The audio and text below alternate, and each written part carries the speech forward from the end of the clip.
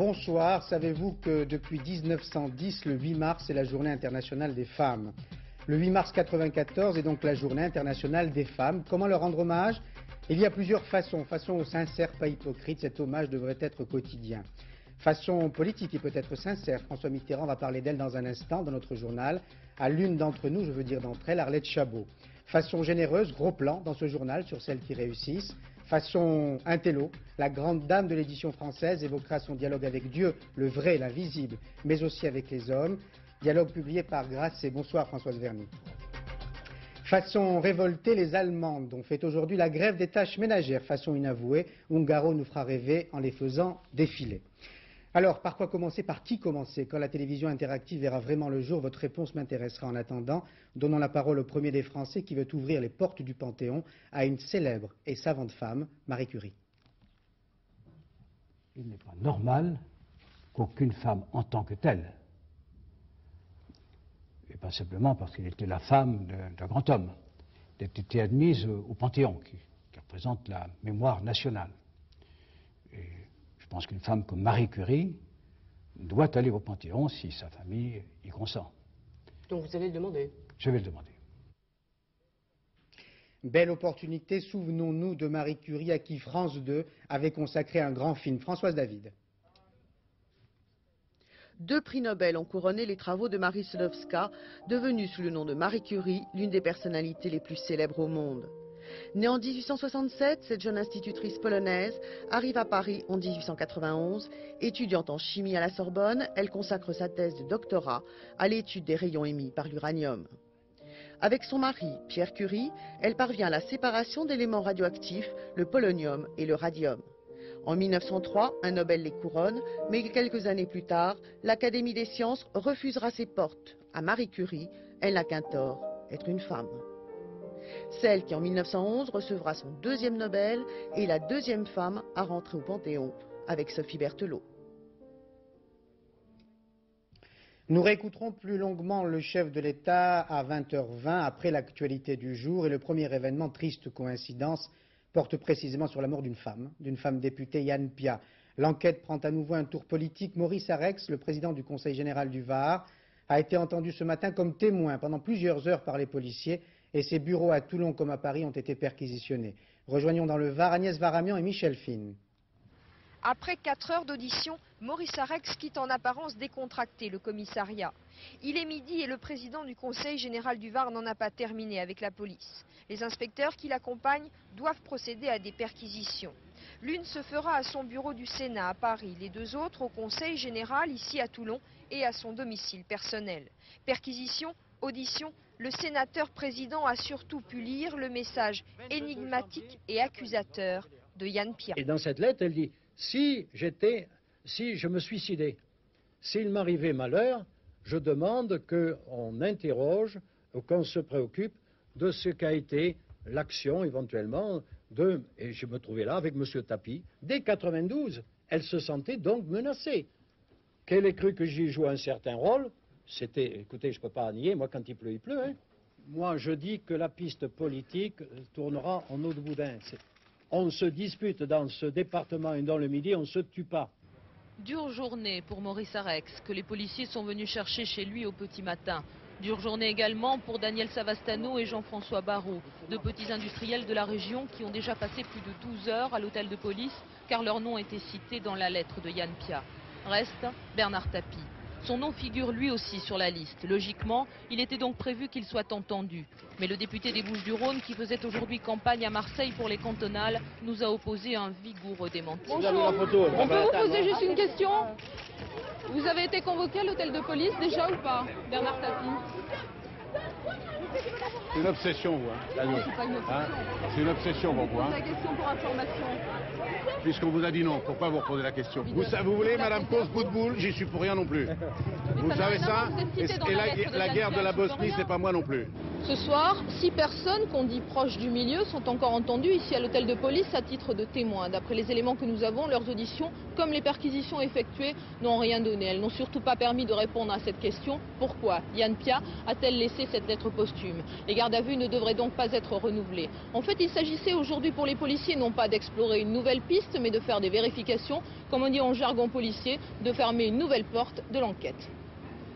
Cour d'assises de Paris, un témoignage accablant aujourd'hui pour Elisabeth Cons, accusée d'avoir commandité le meurtre de son gendre Jacques Perrot. Le témoignage d'un chauffeur de taxi qui conduisait souvent Elisabeth Cons et qui recueillait souvent ses confidences. Caroline Laudrin. Lorsqu'Isoro Figuier monte pour la première fois Marie-Elisabeth Cons dans son taxi, il est persuadé qu'il a affaire à une femme bien, une honorable cliente qui fréquente les beaux quartiers. Et comme il accepte les animaux dans sa voiture, il devient son chauffeur. Avec le temps, un climat de confiance s'instaure entre eux. Mais en le choisissant, Marie-Elisabeth Cons est probablement loin d'imaginer que c'est un homme précis qui a bonne mémoire. À 2 reprises, dit-il, elle m'a demandé si avec mes origines portugaises, je ne connaissais pas quelqu'un qui pouvait donner une bonne dérouillée à M. Perrot, même s'il restait sur le carreau. Je pensais à ce moment-là qu'elle racontait des histoires. Est-ce que vous pensez que c'est une femme dangereuse comme vous l'avez déjà dit? Sur ce que je connais, sur ce que je sais, sûrement. Tout aussi important, son témoignage sur la rencontre entre Marie-Elisabeth Cons et Bruno Dassac. Ses propos sont accablants, même s'ils semblent parfois trop précis, 9 ans après les faits. Alors qu'il témoigne durant tout l'après-midi, l'avocat général lui pose cette question. Êtes-vous conscient de la gravité de vos déclarations? Oui, j'en suis conscient, répond-il. Dans son box, Marie-Elisabeth Cons demeure silencieuse, même si parfois elle hoche la tête pour marquer sa désapprobation. Il ment, dit-elle, il était connu dans le quartier comme un indicateur de police. La journée a été dure pour elle. Ce matin, c'était Dari qu'elle voyait fondre en larmes à la barre. Dari qui, depuis hier, étale ses problèmes de couple au grand jour. Dari, une femme bafouée par un mari infidèle, qui, par dépit, devient une femme adultère. Une vie de couple gâchée, c'est précisément ce que Marie-Elisabeth Cons voulait épargner à sa fille. Accident spectaculaire ce matin à la gare de Zurich-Affoltern. Une très forte explosion suivie d'un incendie a blessé 3 personnes et provoqué d'immenses dégâts. Patrice Romden et Pierre-Laurent Constant se sont rendus sur place. D'abord, l'image forte, des flammes hautes de plusieurs dizaines de mètres, une colonne de fumée visible à 20 km à la ronde. Ensuite, l'explication, peu après 8 heures ce matin dans cette gare de marchandises de la banlieue de Zurich, 5 wagons remplis d'essence déraillent. Le convoi touche le poteau d'une ligne à haute tension. Résultat, une violente explosion suivie ensuite de plusieurs autres détonations.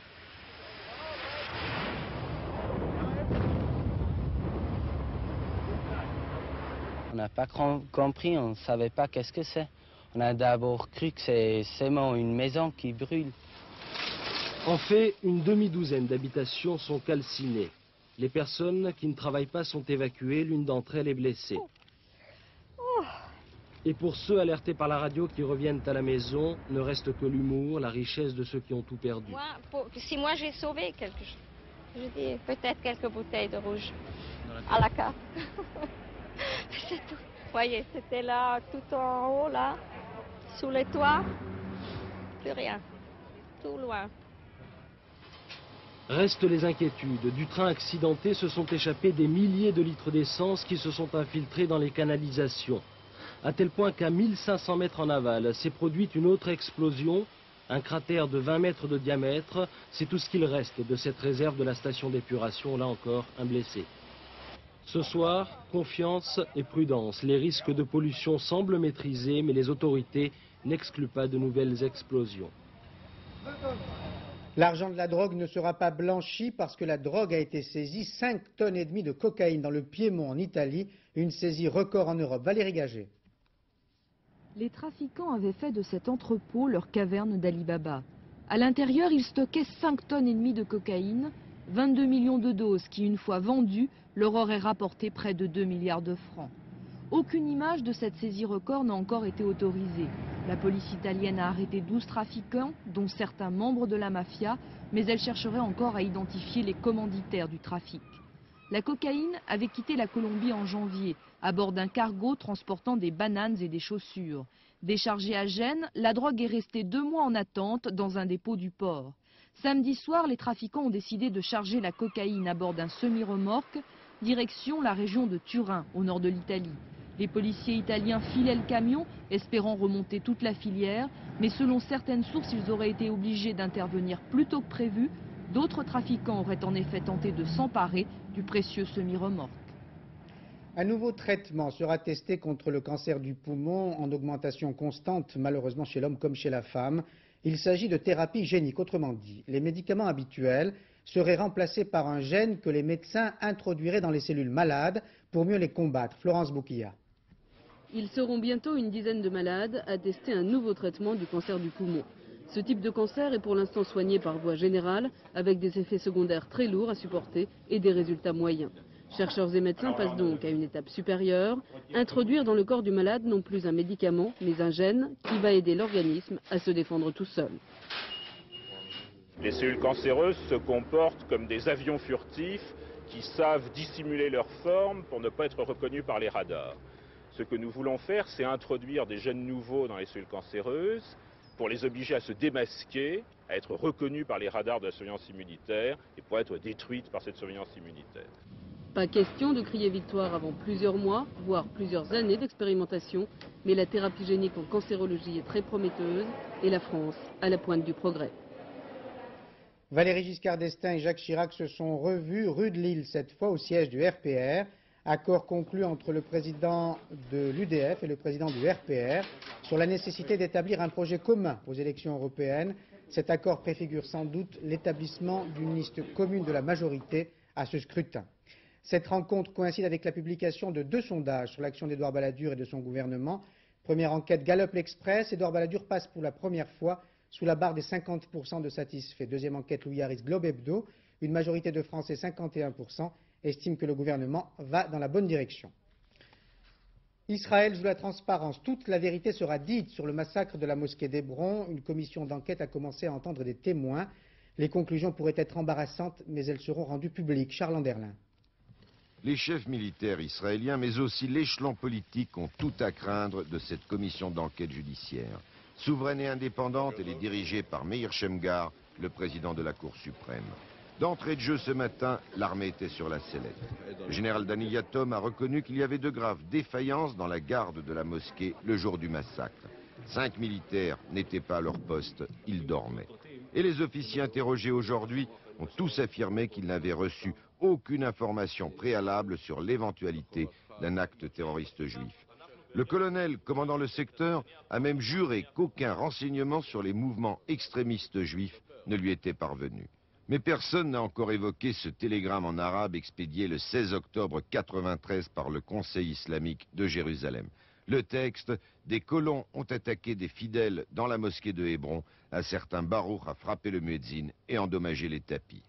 Le dénommé Baruch n'était autre que Baruch Goldstein, l'auteur du massacre, et le destinataire de ce télégramme, Yitzhak Rabin, ministre de la Défense et Premier ministre. Le télégramme s'est, paraît-il, perdu quelque part dans son bureau à Tel Aviv. Il devra vraisemblablement comparaître devant la commission d'enquête. Pas de lézardes dans la Maison-Blanche. La famille Clinton affiche une solidarité sans faille. Bill a décidé de soutenir Hillary, impliquée dans une affaire immobilière. Didier Eppelbaum. En 92, pendant la campagne électorale, elle l'avait soutenu de toutes ses forces. Aujourd'hui, c'est lui qui plaide pour elle. Le peuple américain n'a pas de souci à se faire sur son sens moral. Je ne connais personne qui ait un sens plus aigu de ce qui est juste et de ce qui ne l'est pas. C'est qu'Hillary est désormais au centre de l'affaire. Ce quotidien très conservateur l'implique directement. L'affaire remonte à 10 ans. Bill Clinton était alors gouverneur de l'Arkansas. Hillary était l'avocat d'une caisse d'épargne privée, actionnaire d'un projet immobilier, le Whitewater. La caisse était en faillite et elle a été renflouée. On cherche maintenant à savoir si ce projet ou le gouverneur Clinton lui-même ont reçu des prêts illégaux venant de fonds publics. Pour 1 Américain sur 2 sondé par une chaîne de télévision, l'affaire est grave. Et pour 1 sondé sur 3, le couple a agi dans l'illégalité. Le président contre-attaque en affichant la transparence. En attendant la fouille des enquêteurs, on ne vide plus les poubelles de la Maison-Blanche, on ne vide plus et on le montre.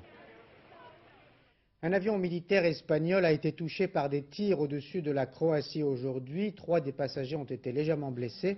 L'équipage n'a pas été touché, il a dû faire un atterrissage d'urgence. Et pendant ce temps, la vie reprend à Sarajevo. Gilles Rabin, Roger Motte.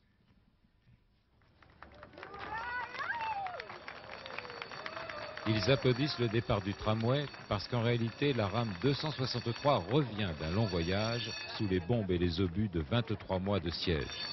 Dans tout Sarajevo, il ne reste plus aujourd'hui que 4 rames en état de marche et 5 km seulement de voies praticables. Les bus et les trams faisaient partie des cibles privilégiées des artilleurs serbes. Ils les ont détruits méthodiquement pour paralyser la ville assiégée.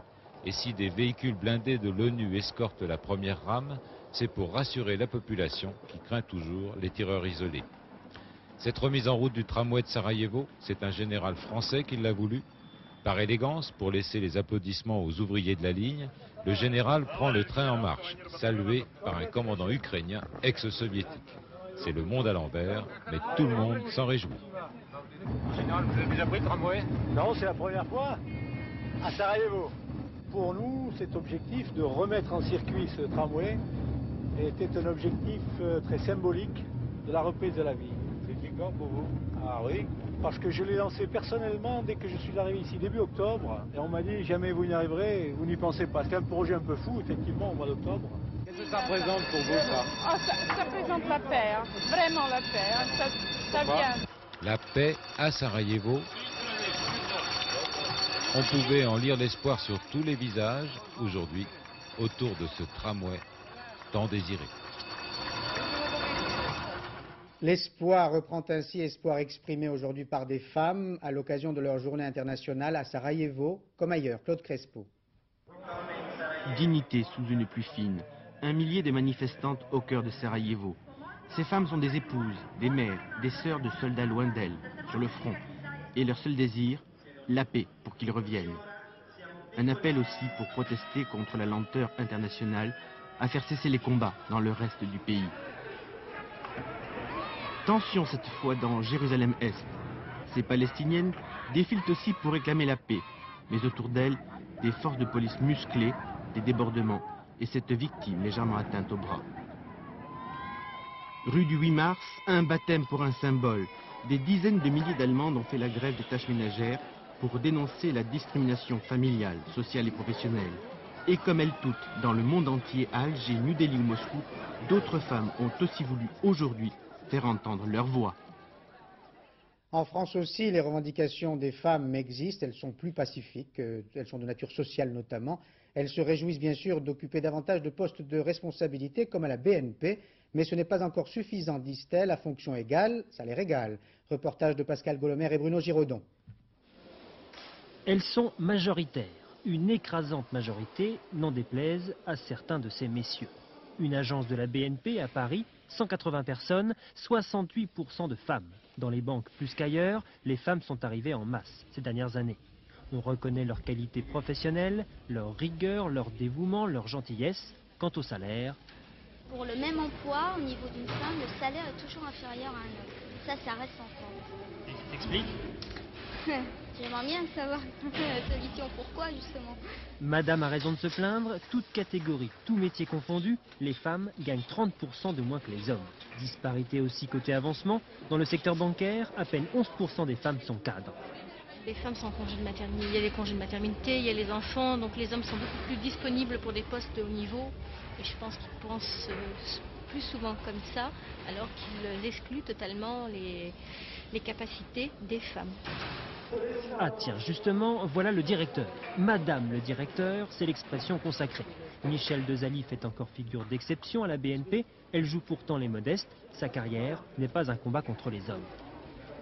Que nous soyons hommes ou femmes, nous avons les mêmes soucis, les mêmes préoccupations, les mêmes impératifs de réussir et de développer le groupe. Femme d'affaires elle aussi, Gilberte Beau estime avoir gagné la partie contre les machos. Reste une citadelle à prendre, la politique.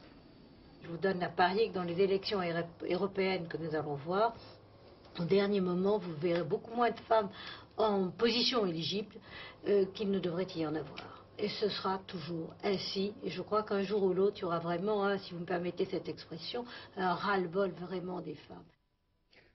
En attendant, c'est toujours un homme qui occupe l'Élysée, mais il a voulu, bon prince, leur rendre hommage aujourd'hui, en s'adressant, grand prince, à ma consoeur Arlette Chabot.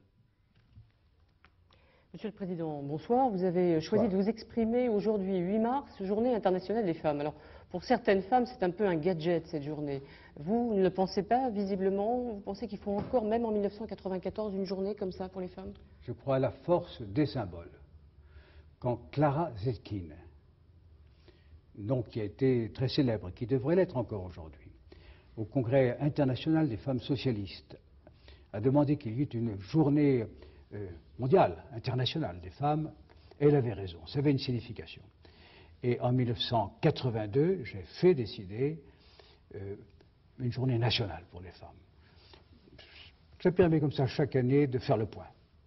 J'ajoute que les Nations Unies ont repris l'idée à leur compte. Donc je pense que chacun le sent bien. Mais ces symboles peuvent être aussi des actes tout à fait précis. Je pense en particulier qu'il n'est pas normal qu'aucune femme en tant que telle, et pas simplement parce qu'elle était la femme d'un grand homme, ait été admise au Panthéon, qui représente la mémoire nationale. Et je pense qu'une femme comme Marie Curie doit aller au Panthéon si sa famille y consent. Donc vous allez le demander? Je vais le demander. Alors, toutes les femmes, au fond, se réjouir effectivement de ce symbole. Mais beaucoup de femmes aussi, vous le savez, sont dans une situation difficile aujourd'hui, Monsieur le Président. Il y a toujours des inégalités de salaire et puis il y a surtout, évidemment, le chômage. Alors, est-ce qu'on a fait assez dans ce domaine? Parce qu'on constate toujours des disparités. Est-ce que vous pensez, par exemple, qu'il faut donner aux femmes de possibilités plus grandes de travailler à temps partiel, par exemple? Il y a un grand décalage, un malheureux décalage qu'il faut absolument corriger entre le droit. Les lois sont là, en particulier quand Yvette Roudy était ministre des droits de la femme, tout un vaste chantier a été ouvert et réalisé. Et il y a toujours 30% de décalage entre les salaires des hommes et les femmes. Mais dans la réalité des choses, 30%, pas partout, non, mais dans la réalité, c'est-à-dire dans l'application de ce droit, on constate une fois de plus que les mœurs changent très lentement, même si les lois peuvent être adoptées simplement parce qu'un Parlement le décide. Il y a donc là ce décalage, ce fossé qu'il faut absolument réparer. On doit continuer de rechercher cette égalité dans la pratique professionnelle, l'égalité des salaires par exemple, l'égalité des promotions, sur le plan de la vie personnelle. On a déjà beaucoup fait, puisque comme vous savez, le mari et la femme ont des droits égaux sur le patrimoine, des droits égaux sur les enfants, enfin sur la manière de choisir pour les enfants. Beaucoup d'autres choses pourraient être faites. Et sur le plan personnel, vous savez que les femmes ont acquis un droit de maîtrise de leur propre destin.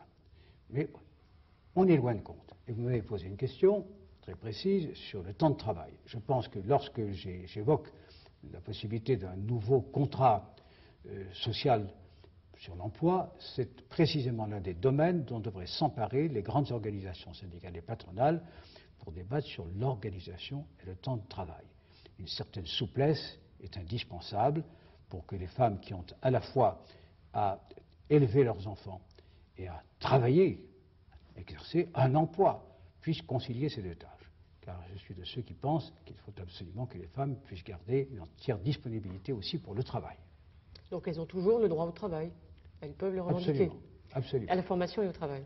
C'est très difficile à dire dans une époque où le chômage frappe si durement. C'est un droit qui est reconnu, mais bien entendu, on connaît la difficulté extrême dans laquelle nous sommes. Il ne faut pas que les femmes en soient victimes. Alors, chapitre politique, dans quelques semaines, on va célébrer le 50e anniversaire du droit de vote accordé aux femmes en France. C'est arrivé très tardivement en France, beaucoup plus tard qu'ailleurs. Je ne suis pas responsable. Pas du tout. Mais aujourd'hui, quand on regarde un peu la situation, on s'aperçoit qu'il y a aussi peu de femmes députées qu'à la Libération. Alors, est-ce que les partis politiques français sont particulièrement misogynes? J'ai dit les mœurs évoluent lentement, en particulier dans les partis politiques. Il est inadmissible qu'il y ait si peu de femmes parlementaires. On observe qu'il y en a davantage, je pense, que dans les statistiques, ça doit se vérifier, qui sont aujourd'hui maires de communes, qui remplissent des fonctions dans les régions, dans les départements, mais pas assez sur le plan national, c'est-à-dire au Parlement. Et il faut continuer.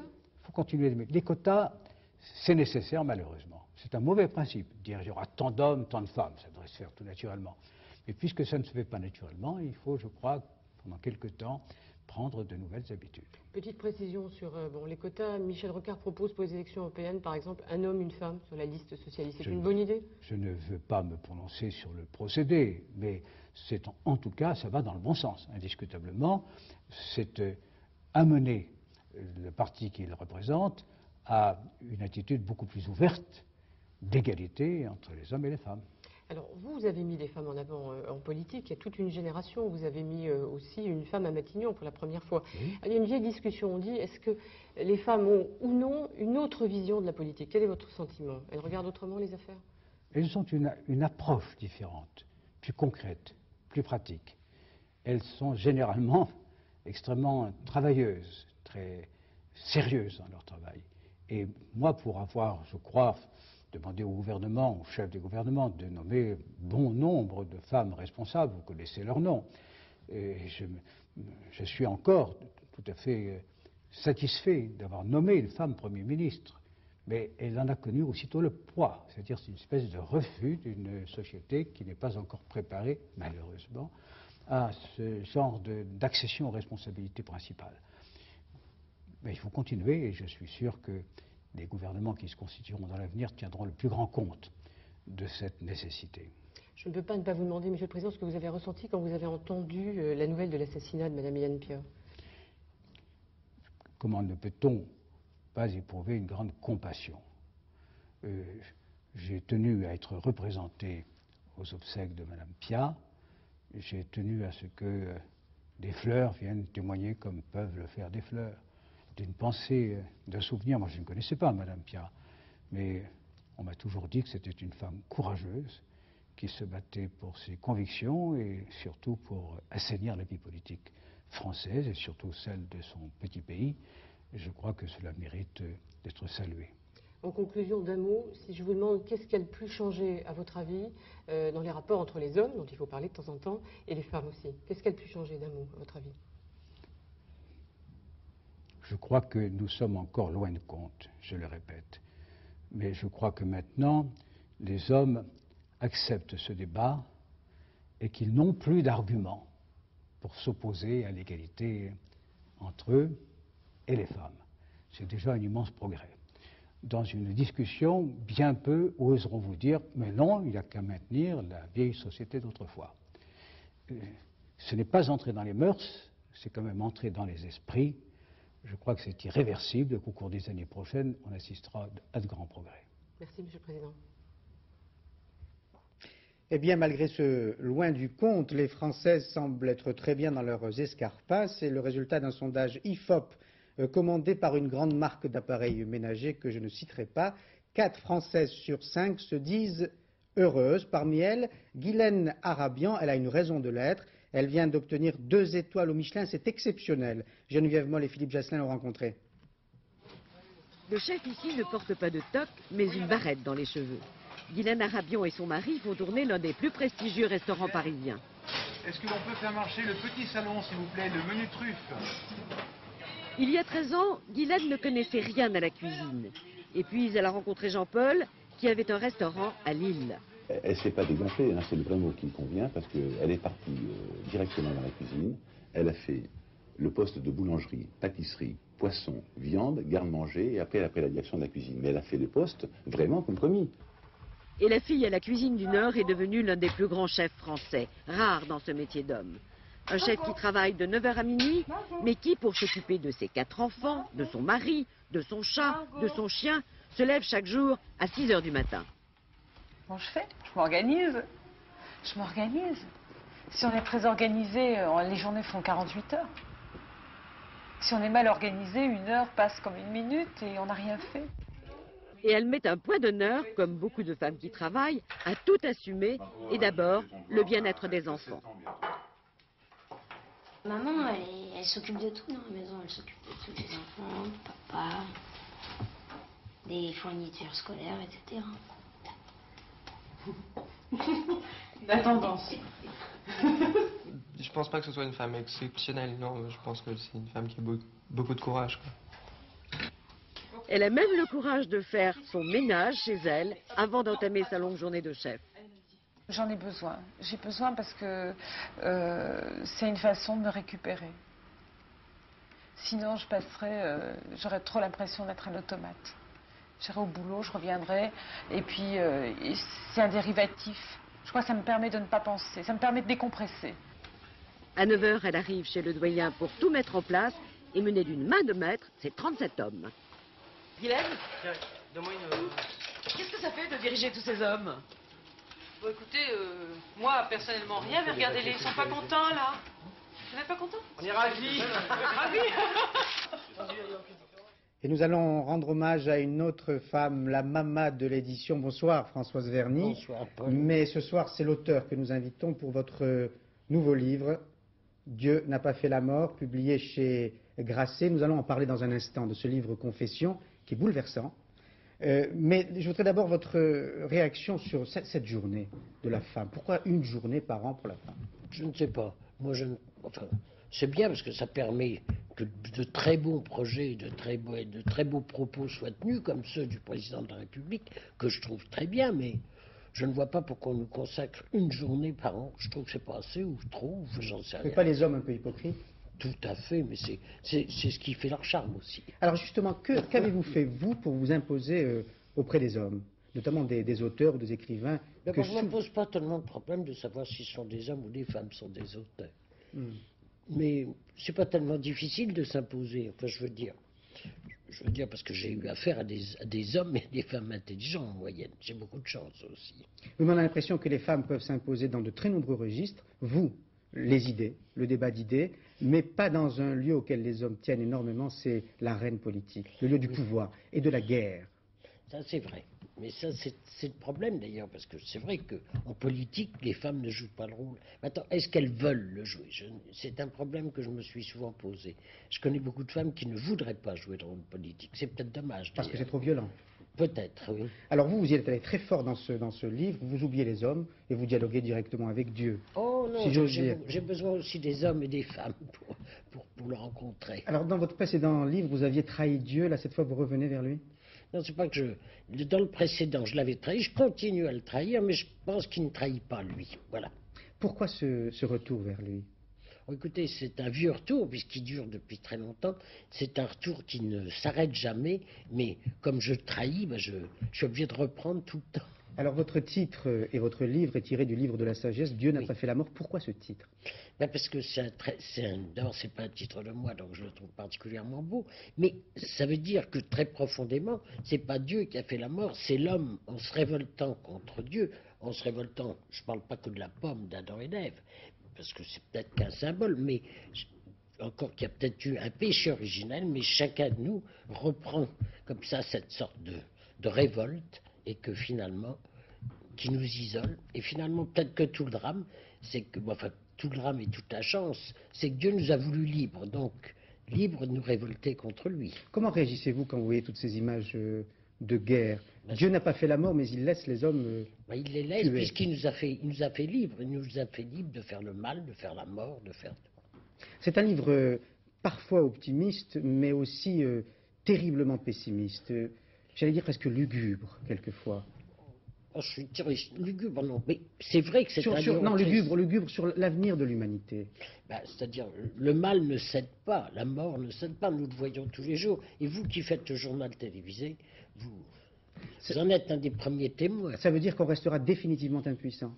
Peut-être pas définitivement. Enfin, je crois qu'en effet, nous sommes relativement impuissants contre le mal que nous commettons. Vous avez dédié notamment votre livre à un garçon dont vous étiez la grande amie, la confidente, Cyril Collard.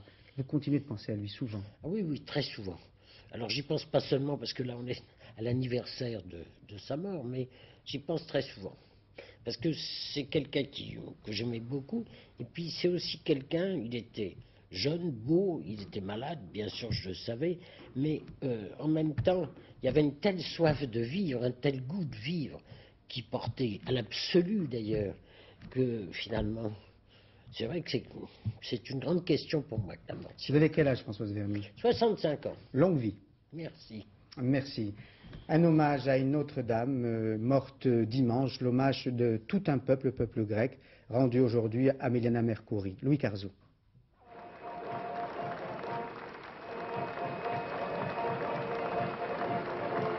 Le peuple d'Athènes massé jusqu'aux abords de l'aéroport pour célébrer le retour de sa dépouille mortelle, également saluée par 4 chasseurs de l'armée grecque. 48 heures après son décès à New York, c'est tout un pays en deuil qui accueillait Mélina Mercouri. Avec les honneurs rendus habituellement au chef d'État, le cercueil enveloppé dans l'emblème national, le cortège funèbre a été suivi à travers la capitale par des dizaines de milliers d'admirateurs sous une véritable pluie de fleurs.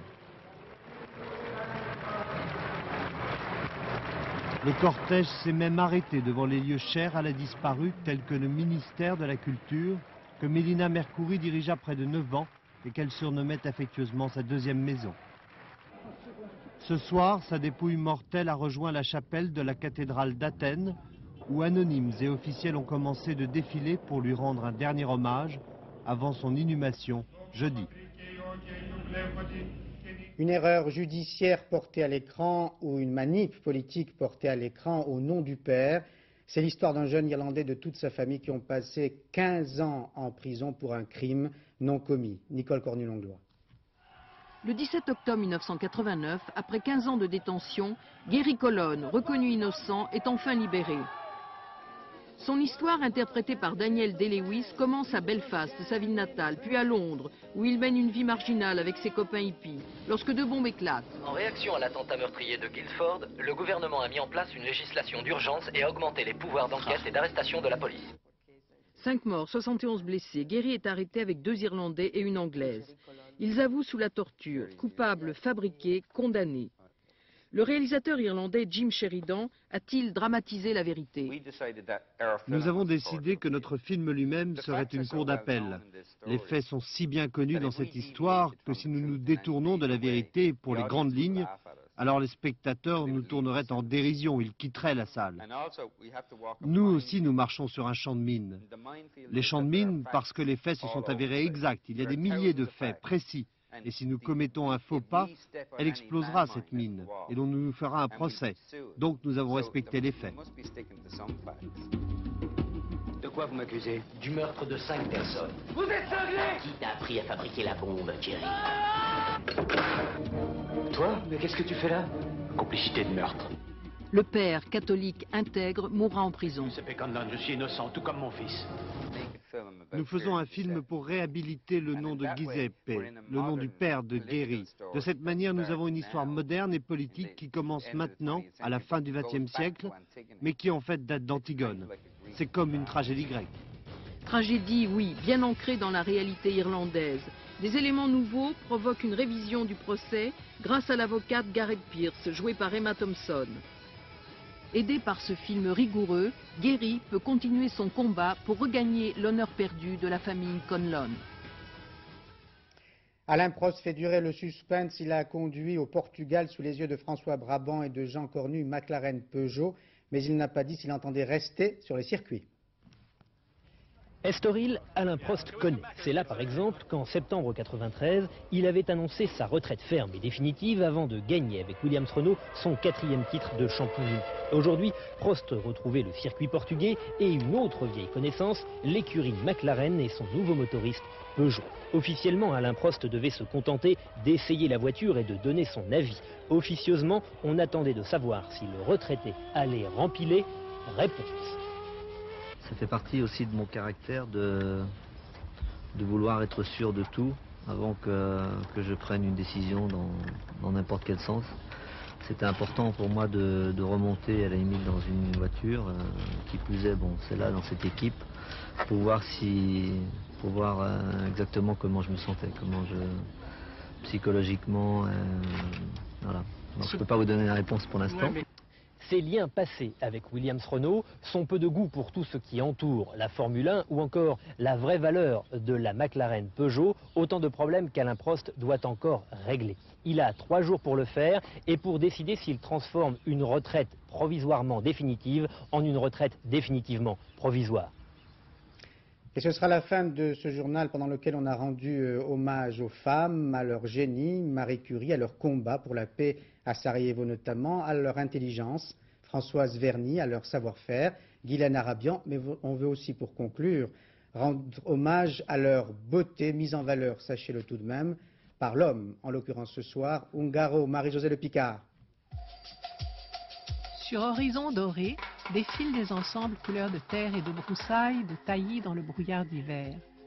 Pantalons souples, bottes collantes, lainage moelleux, les déclinaisons de tons d'automne retournent à la campagne, même si la mode d'Emmanuel Ungaro est franchement citadine pour l'hiver prochain. À travers toute la collection au ton sourd, un éclat de feu, un éclat de ciel d'hiver, quelquefois juste un béret, une petite écharpe, donne une note optimiste. Pur spectacle d'élégance. Les mannequins défilent, bien droits sous leur superposition de vêtements, amoncellement de pelures raffinées qui doivent réchauffer de frêles épaules quand le chauffage de la Rolls est en panne. Jaquette longue, veste liquette, déclinaison de gris, ça a pourtant l'air très simple quand on en parle. Chaque modèle, décomposé, suffirait à habiller tous les jours de la semaine.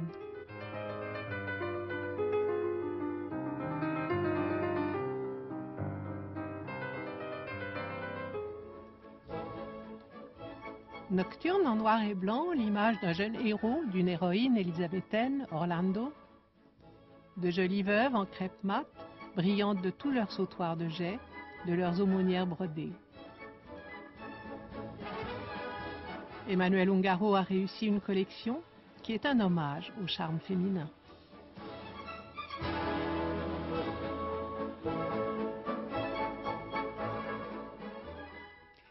Encore plus belle, encore plus douce, ce sera la prévision météo de Sophie Davant. Dans un instant, 22h25, toujours attentive, Mireille Dumas. Entre ces deux femmes de France 2, deux faux machos, Pierre Richard et Aldo Machon à 20h50. Et après Mireille Dumas, le dernier journal de Philippe Lefebvre. Bonne soirée sur France 2. À demain 20h, bonsoir.